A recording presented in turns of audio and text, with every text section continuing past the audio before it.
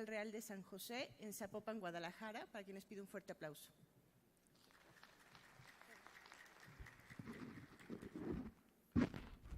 Antes que nada, gracias por el honor de la invitación al doctor González y a todo su comité organizador. Es siempre un honor estar en este curso lleno de gente con deseos de aprender, gente siempre preparándose y trabajando cada día por mejorar la salud de nuestra gente. Y bueno, la encomienda que yo tengo hoy es bastante interesante, es hablar dentro de un curso de síndrome metabólico de los glucocorticoides.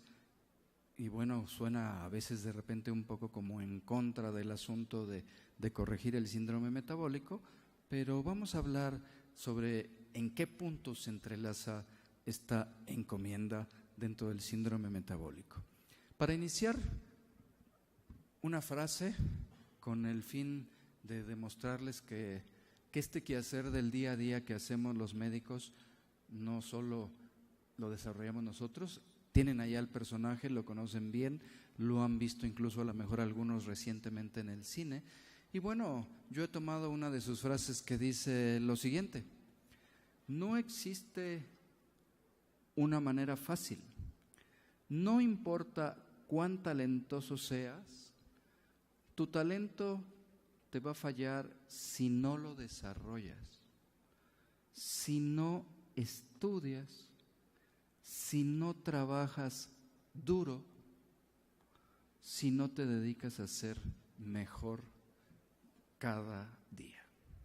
Y eso que parece la frase del R4 cuando recibe al R1, o la del jefe de enseñanza cuando los recibe de internos, pues no, es de, como lo ven ahí abajo, Will Smith, actor rico y famoso. Y bueno, si eso dicen los que son ricos y famosos, ¿qué no diremos los que solo somos guapos? ¿Verdad? Entonces, cumpliendo con esa encomienda de Will Smith de que hay que estudiar intensamente, pues entramos en el área de la medicina. Les recuerdo que para hablar de los glucocorticoides y su uso en la práctica clínica, pues es necesario recordar que pertenecen las hormonas glucocorticoides a la parte del sistema endocrino, y que la parte del sistema endocrino está constituida de manera muy rápida por glándulas, y que estas glándulas en general las clasificamos como las que tienen liberación de sus productos hacia afuera como exócrinas, o las que liberan los productos directamente hacia la parte de adentro y que se clasifican como endócrinas. El nombre, como muchas de las cosas en medicina, está tomado del latín, que es el origen, la raíz glandem, que significa bellota, es decir, algo redondito como muchas de nuestras glándulas, y por supuesto como una bellota muy pequeña, el término latino sería ulam, y en general el sistema endocrino está constituido por un conjunto de células que se encargan de sintetizar sustancias y liberarlas a la sangre, y que estas tienen distintas funciones, como ser mensajeros químicos y actuar modificando sustancias dentro del organismo. Recordar que existe una comunicación entre las glándulas y el sistema hormonal para poder llevar a cabo todo su trabajo. En general, las glándulas exócrinas se caracterizan por liberar hacia el espacio extracelular los productos, viajan a través de la sangre y afectan a los tejidos donde se representan. Y su efecto va a depender en mucho de la concentración que tienen las hormonas fabricadas por las glándulas. Eso es un aspecto extremadamente importante. En el punto de las hormonas llamadas corticoides, es uno de los temas más lindos de la medicina en general, y se los voy a recordar de manera en extremo breve. En 1849, por parte de un médico rural en Inglaterra llamado Thomas Addison, le empezó a llamar la atención que algunos de los pacientes que él atendía en el Hospital General donde laboraba presentaban un síndrome muy característico. Estaban flacos, ojerosos, cansados y sin ilusiones, como se describiría hoy día algún interno o estudiante de medicina.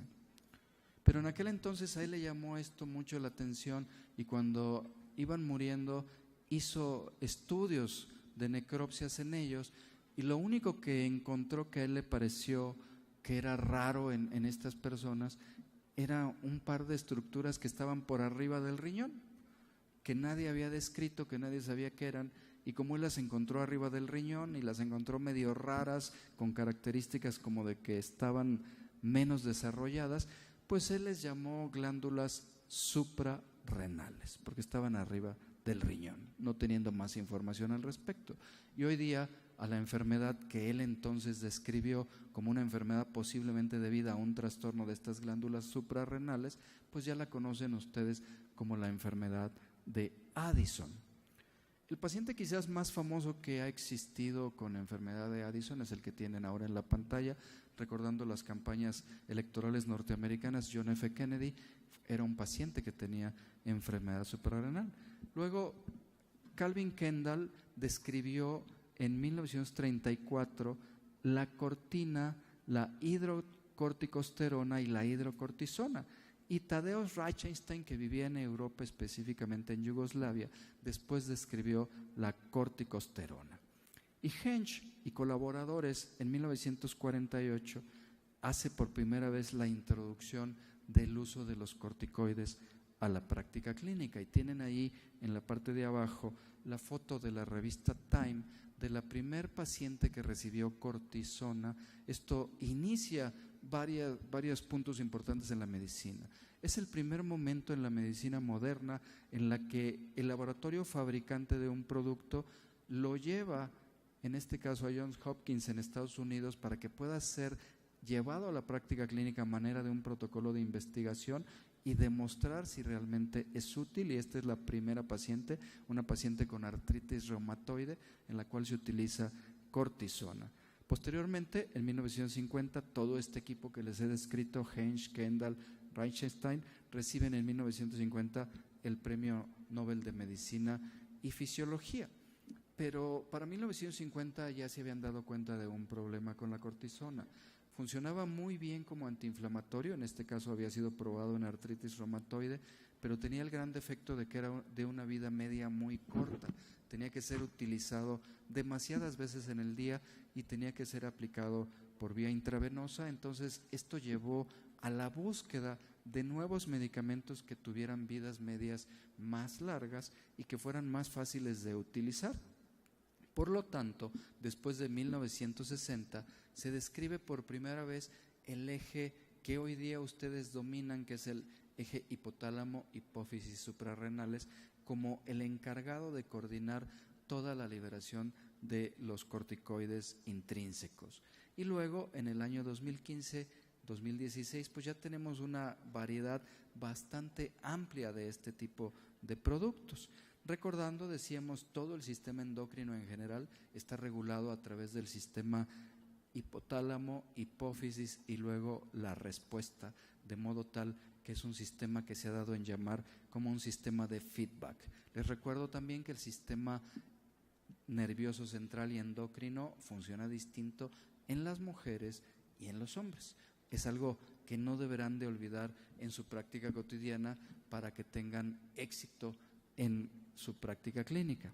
La hipófisis en general regula la actividad de las glándulas suprarrenales y muchas otras glándulas a través de hormonas que están enlistadas ahí como la TSH, la ACTH, la hormona del crecimiento, etcétera. Se monitorea el sistema hipotálamo-hipófisis, el nivel hormonal, y a través de estos sistemas enzimáticos estimula al resto de las glándulas a producir las hormonas. Así encontramos hoy día hormonas muy importantes como lo es el cortisol, la dopamina que tienen ahí en letra D de color verde, que hoy día se le da una especial importancia en los asuntos de la conducta, la norepinefrina y también la serotonina, que ha tomado un gran auge en los asuntos del ánimo junto con la dopamina y también en el asunto de las adicciones, ya que tienen mucho que ver en la permanencia de las adicciones. Por lo tanto, los sistemas de glándulas, enzimas, etcétera,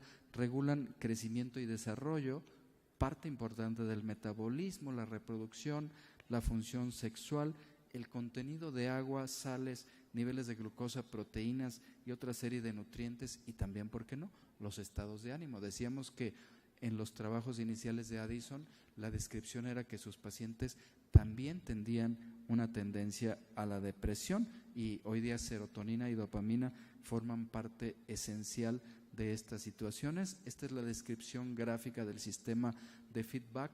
Hipotálamo monitorea, envía los avisos a la hipófisis se encarga de estimular a través de distintas sustancias a las glándulas para mantener los niveles adecuados de cada una de las enzimas producidas por estas y luego se retroalimenta con lo producido por los órganos secretores. En un sistema que la industria automotriz ha copiado y ahora, por ejemplo, ustedes, su radiador solo enciende cuando el termostato del carro alcanza cierto nivel de temperatura y cuando esta temperatura baja, el ventilador se apaga para que no haya gasto de energía en un sistema copiado de esto del famoso feedback. Encontramos entonces distintos tipos de glándulas, tiroides, hipófisis, paratiroides, ovarios, placenta, útero, testículos, en fin, ubicadas en otra serie de estrategias.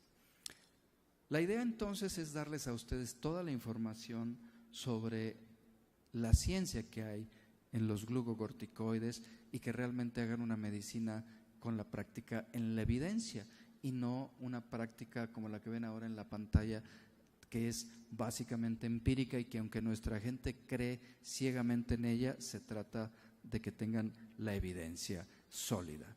La glándula suprarrenal se divide en general en corteza y médula. Y la médula suprarrenal se encarga de producir catecolaminas, de las cuales no vamos a entrar en muchos detalles. Hoy día ya las conocen, se encargan de asuntos de la frecuencia cardíaca, de presión arterial, pero no entraremos en muchos detalles.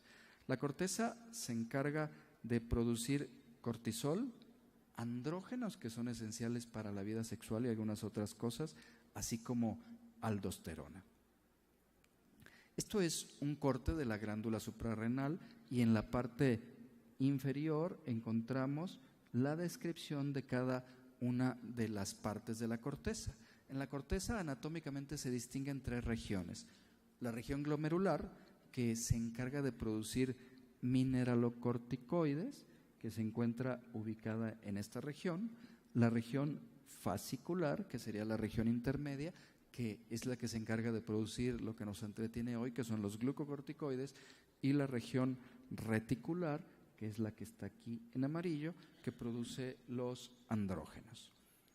Específicamente los glucocorticoides, ya decíamos, son medicamentos o enzimas producidas por el organismo que se caracterizan por ser antiinflamatorios potentes y tienen un uso hoy día bastante amplio en distintas áreas de la medicina y que ejercen sus efectos prácticamente en todas las áreas del cuerpo y que pueden ser utilizadas, y esto es un punto extremadamente importante de llevarse a casa, para sustituir las que el organismo no produce, como sería el caso de los enfermos de Addison, o para tratar enfermedades no necesariamente asociadas al nivel de los glucocorticoides endógenos. Y este es un punto muy importante cuando pienso en qué es lo que voy a hacer con el medicamento en mis pacientes, ya que los efectos secundarios que habitualmente nosotros y nuestros pacientes asocian vienen cuando se pierde de vista cuál es el objetivo que voy a utilizar. En general, los glucocorticoides producen efectos psicológicos, producen efecto sobre la inflamación y sobre otras áreas del organismo. El ACTH y el cortisol tienen también un ritmo circadiano que es importante recordar para sus prescripciones. La producción más alta aparece en las mañanas y la producción más baja aparece en la tarde-noche con el reposo nocturno. Entonces es extremadamente importante recordar este ciclo en la prescripción. El pico máximo aparece entre la sexta y la octava hora de sueño, iniciando su descenso al despertar. Es importante entonces siempre que recuerden qué es el padecimiento que el paciente tiene para que piensen cómo es que lo voy a tratar y no afectar de otro modo. Los esteroides tienen un efecto anabólico y que va a repercutir directamente en el tejido graso. Esto lo han aprendido muy bien todos aquellos que se dedican al fisiculturismo, y ahora que tengan ratos de ocio, pues lo verán muy bien reflejado en las olimpiadas, sobre todo en aquellos que hacen levantamiento de pesas. Algunos glucocorticoides son utilizados y andrógenos para mejorar la masa muscular de manera rápida, y tienen también un efecto catabólico que también se refleja en el tejido graso, en el músculo y en el hígado. Y ahí modifican algunas cosas. Tienen un efecto proteolítico sobre el músculo, liberando aminoácidos. Tienen un efecto en el hígado de gluconeogénesis, es decir, generan glucosa a partir de las reservas hepáticas y modifican la utilización periférica de la glucosa. También tienen un efecto a nivel del cerebro, en los centros reguladores de la temperatura, por lo cual pueden modificar la presencia de fiebre. A nivel del sistema inmune, en las células que participan ahí, modifican la producción de interleucinas, factores inflamatorios como el tumoral alfa, y modifican también otras sustancias como bradicinina, óxido nítrico, serotoninas, histamina. Sobre todo es de lo más utilizado la modificación de histamina en asma, en alergias, etc.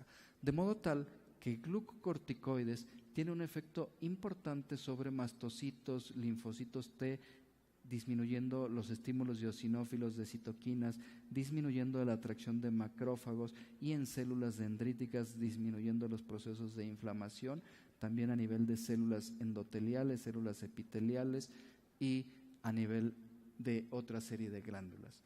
En general, ejercen su acción a nivel de 3 mecanismos ya ampliamente descritos, que es el de la expresión de los genes. Se unen y forman genes de transcripción a nivel del núcleo, un efecto indirecto también modificando factores proinflamatorios como el nuclear kappa B y los factores transformadores, y mecanismos no genómicos actuando sobre los receptores de membrana y segundos mensajeros. De modo tal que hay que desarrollar siempre trabajos de investigación, hay que ser creativos para llegar al objetivo deseado. La estructura básica del colesterol es el que nos sirve para dar origen a todos los corticoides. Es una estructura formada por 4 anillos y es la base del cortisol, y a partir de esta base se derivan todos los análogos sintéticos del cortisol humano, que tienen distintos efectos antiinflamatorios y distintos efectos terapéuticos. Un punto importante en esta familia es recordar a ustedes que son como los dedos de la mano. Son los dedos de la misma mano, pero son absolutamente distintos. Es por ello que deben de recordar siempre que la potencia es igual a la capacidad para modificar los efectos del metabolismo de los carbohidratos, la respuesta inflamatoria y algunos electrolitos. ¿Qué quiere decir esto? A mayor potencia, sobre todo en el aspecto de inflamación, también tendrá una mayor potencia para alterar el metabolismo de los carbohidratos. Disminuirá sí más contundentemente la inflamación, pero también va a modificar de forma más importante el metabolismo de los electrolitos. Entonces, siempre que vayan a utilizar un glucocorticoide, hay que pensar cuál es la estrategia en la que lo voy a usar y equilibrar los efectos que voy a obtener. Siempre en las tablas de conversión, el cortisol es el punto de partida, es el referente para saber las potencias de los otros. Entonces, siempre piensen cuál es la estrategia terapéutica en la que yo voy a utilizar mi fármaco. ¿Cuáles son las acciones? Son bastantes a nivel de distintos grupos. Sus potencias se relacionan, decíamos, sobre todo con la retención de sodio, agua y metabolismo de los carbohidratos, y algunos efectos mineralocorticoides que se relacionan sobre todo con la retención de sodio y agua, y con ello elevación de la presión arterial, por ejemplo, pérdida de potasio en el caso de los mineralocorticoides, y los glucocorticoides tendrán mayor potencia antiinflamatoria. sobre el sistema endocrino retrasan el crecimiento de los niños. Un punto muy importante es que muchas de las cremas que las mamás utilizan hoy día para tratar la famosa dermatitis del pañal, esas cremitas que le ponen al niño cuando está rosado, muchas tienen algún tipo de glucocorticoides y las mamás las aplican con singular alegría. Entonces, cuando se enfrenten con un niño que tiene problemas en el retraso del crecimiento, siempre es importante que hagan énfasis con la mamá del niño en qué tipo de productos está usando en estas circunstancias, porque es bastante común que la mamá lo pase por alto y el médico no lo interroguen. Inhiben también el cartílago de crecimiento, por lo cual este tipo de niños tienden a ser de baja estatura. Inhiben la liberación de hormonas hipofisiarias como la TSH, las gonadotropinas, y reducen la formación de T3 a partir de T4. Y a nivel del sistema nervioso central tienen efectos sobre todo en los aspectos psiconeurológicos. Recuerden que muchos de los pacientes en quimioterapias en los que usamos dosis altas de dexametasona o de prednisona, de repente se ponen bastante eufóricos. La tabla que vemos a continuación es una tabla para que conozcan la equivalencia de la potencia de los corticoides, también evalúen la potencia que tiene mineralocorticoide, es decir, la capacidad que tiene de retener sodio y agua, la duración que tiene en horas y su vida media plasmática. En general decíamos, todos se miden a través del cortisol, cuya equivalencia en general es de 20 miligramos, la dosis estándar. La potencia de retener sodio y agua se caracteriza más o menos de 0.8 y la duración en general es de 8 a 12 horas. ¿Qué quiere decir esto? Que si yo trabajara con cortisol en mis pacientes, tengo que utilizar en general 3 dosis al día para mantener el efecto que yo quiera obtener sobre mi paciente.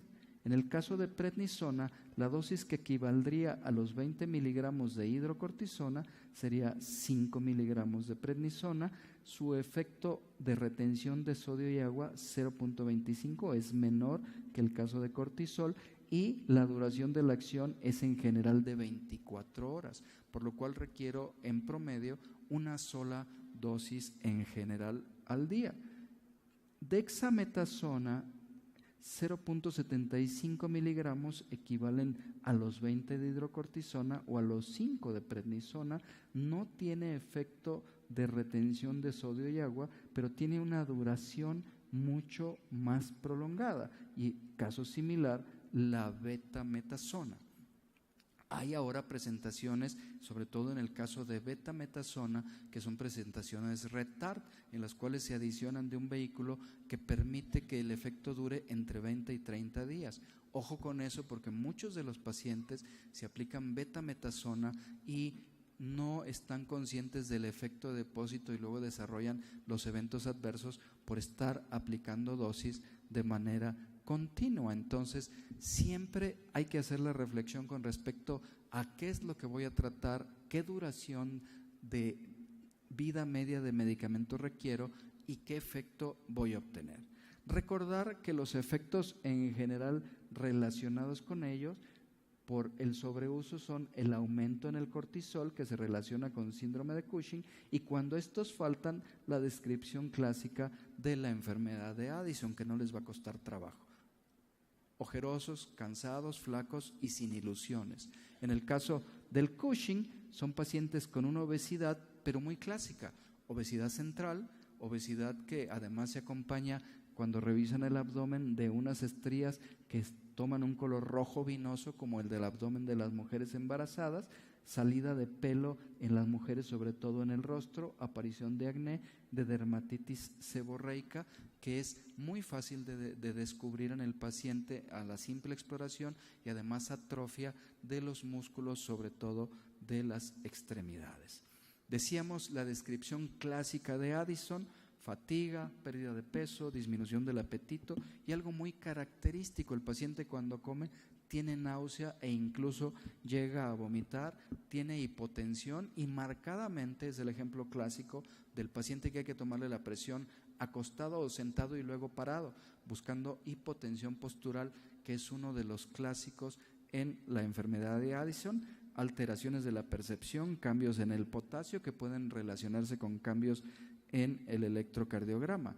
Y en el caso de la deficiencia de mineralocorticoides, deshidratación, decíamos hipotensión ortostática, disminución de la respuesta a catecolaminas, hiperpigmentación sobre todo en las áreas de las manos se vuelven oscuras, las líneas de expresión, disminución de la frecuencia de las reglas, disminución de la libido, caries, esplenomegalia e hiperplasia linfoide. Cuando evalúen insuficiencia suprarrenal, siempre hay que pensar si es una insuficiencia suprarrenal aguda o crónica, porque las agudas suelen aparecer de forma muy importante en los pacientes con cuadros de sepsis infecciosa como una complicación. También hay que recordar que puede haber enfermedades alérgicas y colagenopatías para el uso terapéutico, enfermedades hematológicas, enfermedades gastrointestinales, enfermedades respiratorias y renales, como en el síndrome nefrótico, sobre todo en niños cuando van asociados a procesos autoinmunes, o en lupus. Son algunas de las explicaciones donde se puede utilizar los glucocorticoides. La estrategia siempre deberá ser que logremos salvar con el medicamento que decidan utilizar a los pacientes de las garras de la muerte. Reflexión con respecto al uso de ellos. Siempre tomar en cuenta cuál es el objetivo del tratamiento. Y la reflexión que el clínico tiene que hacer solo tiene dos opciones. Punto número 1, voy a sustituir la función de la glándula suprarrenal como si fuera una enfermedad de Addison, entonces mi tratamiento debe ser de reemplazo. O voy a administrar un glucocorticoide con fin terapéutico, tiene asma, tiene lupus, tiene una alergia, etcétera. Y entonces, en base a ello, voy a seleccionar el medicamento que voy a utilizar. Si mi plan terapéutico es reemplazar lo que no está produciendo el cuerpo, entonces voy a usar las dosis que el cuerpo no está produciendo.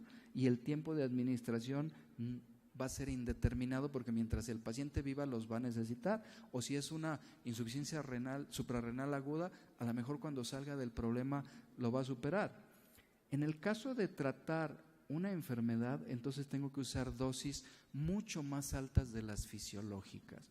Y ahí tengo que pensar el tiempo de administración para el objetivo que estoy buscando, para poder empatar. En la sustitución fisiológica, lo único que tengo que utilizar es dosis de hidrocortisona de 9 a 12 miligramos 2 veces al día, o utilizar entre 4 y 6 miligramos de prednisona, y para eso pues no hay que quebrarse mucho la cabeza. La tableta viene de 5 miligramos, entonces en general le damos 5 miligramos en 2 dosis al día, habitualmente cada 12 horas. Recuerden, esto es para sustituir lo que el paciente no está produciendo, o si el paciente por alguna razón lo tiene en intravenoso, pues pueden utilizar dexametasona en estas dosis cada 6 a 12 horas. Cuando lo voy a trabajar con fin terapéutico, entonces tengo que recordar que busco suprimir la secreción de ACTH u obtener acción antiinflamatoria u obtener un efecto inmunosupresor.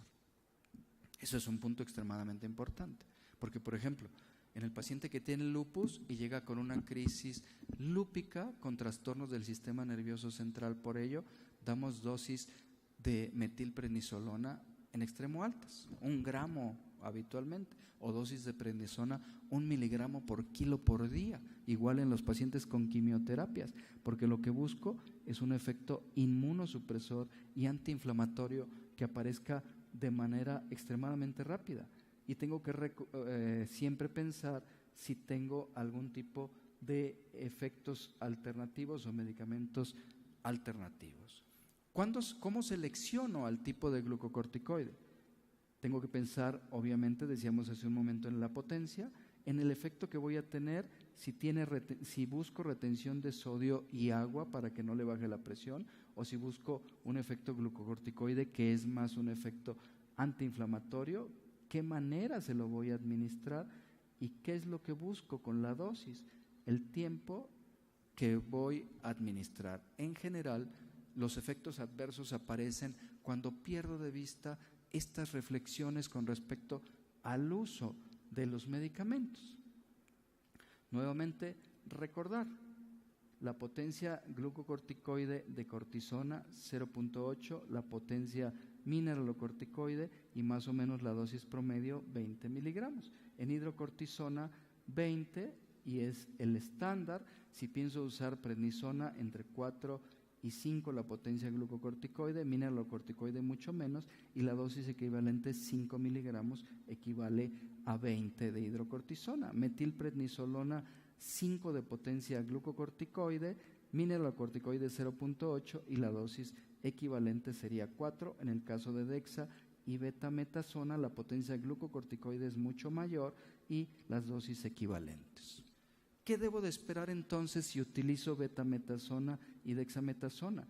Que el trastorno metabólico de los carbohidratos sea mucho mayor, sin grandes cambios en el asunto de retención de sodio y agua, mientras que en prednisona mis alteraciones de la presión y de los metabolismos de los carbohidratos sean mucho menor.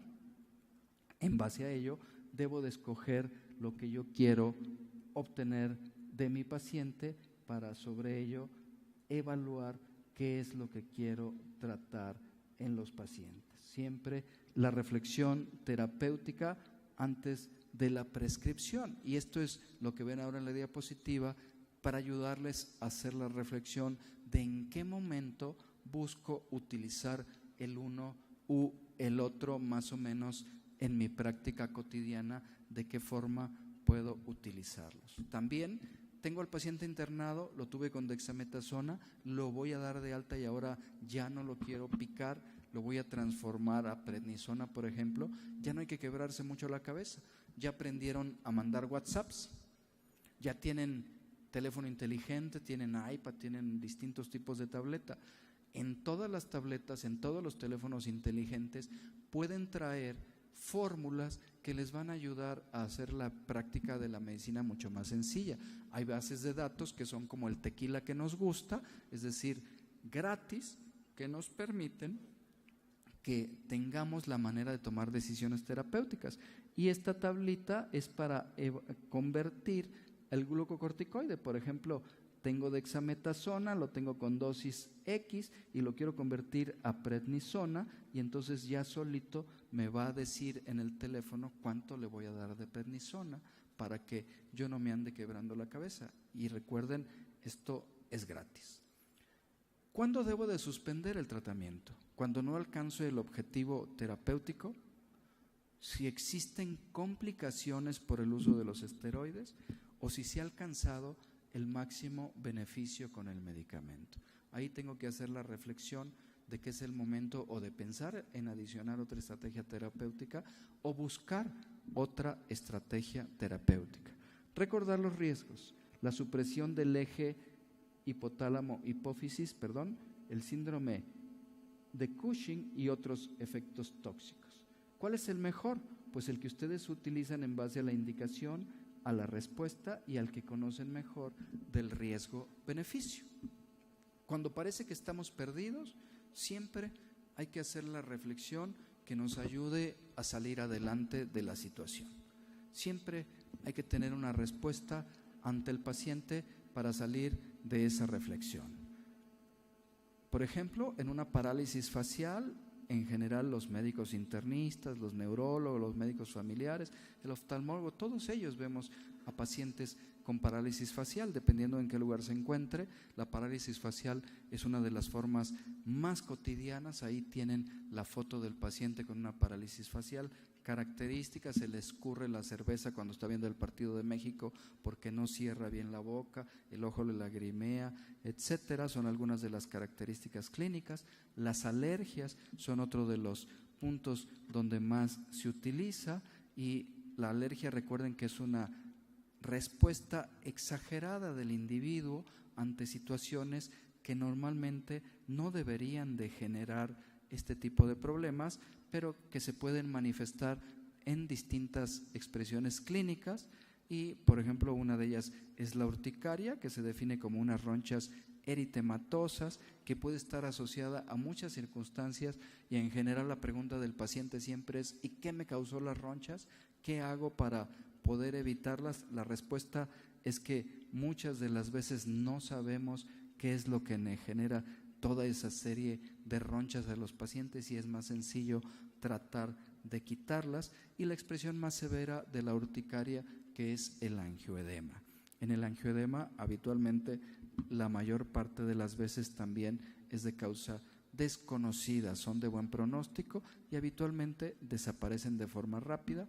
Recordar que otro de los puntos donde utilizamos con mucha frecuencia glucocorticoides es en asma, que en general se define como una obstrucción reversible de los bronquios, a diferencia de la EPOC, en la cual la obstrucción no es reversible y que se acompaña de una gran cantidad de inflamación. Existen distintas formas clínicas, no entraremos en detalle en ellas. En general hay 3 formas clínicas y siempre hay que pensar en qué es lo que voy a tratar para definir el tipo de glucocorticoide que debo de utilizar: asma intermitente, persistente o crónica, o asma atípica.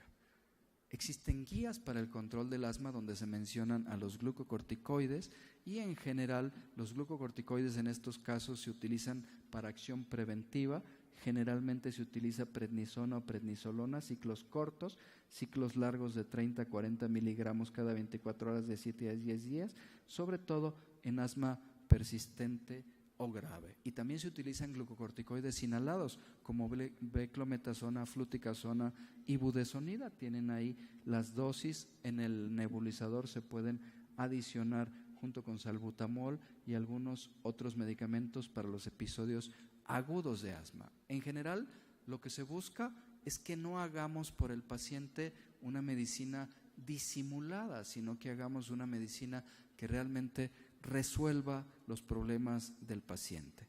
Les recuerdo que prednisona en México en general la tenemos en tabletas de 5, de 20 y de 50 miligramos para hacer más fácilmente su dosificación. Los 5 miligramos de prednisona equivalen en general a estos de otros glucocorticoides para que tengan un aspecto comparativo. Y recuerden que en general prednisona tiene un efecto antiinflamatorio a través de disminuir prostaglandinas, leucotrienos, prostaciclinas. Tiene un efecto vasoconstrictor dado por las mismas bloqueo de las prostaglandinas y un efecto antiproliferativo, ya que disminuye la mitosis de las células. Puede ser utilizada en distintos tipos de indicaciones médicas. Tienen ahí algunas de las indicaciones y la dosificación no es exactamente igual en cada paciente.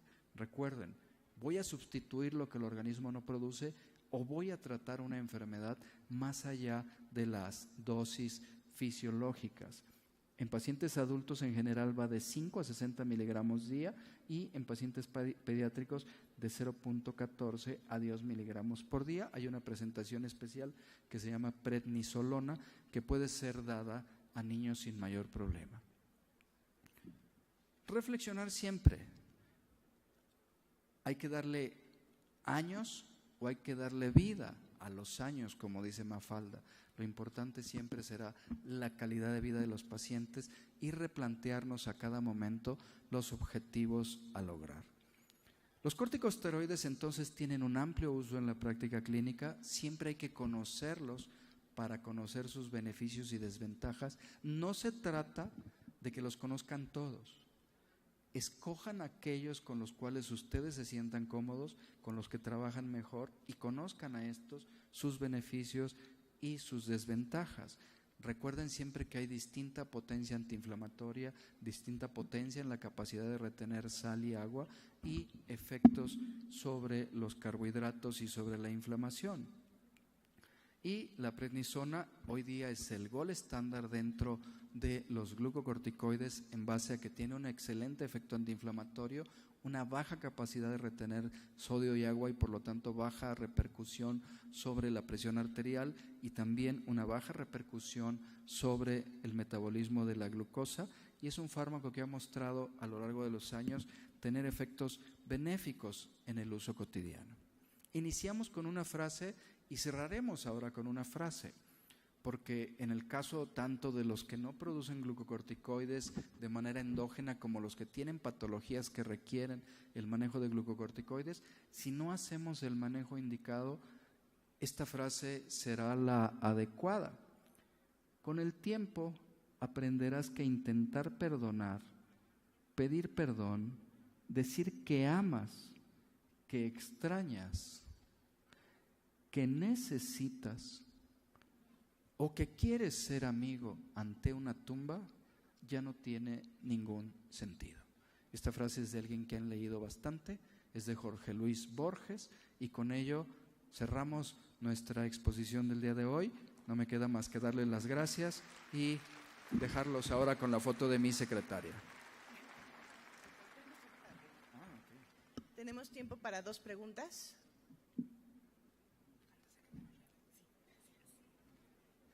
Adelante, Doc, acérquese.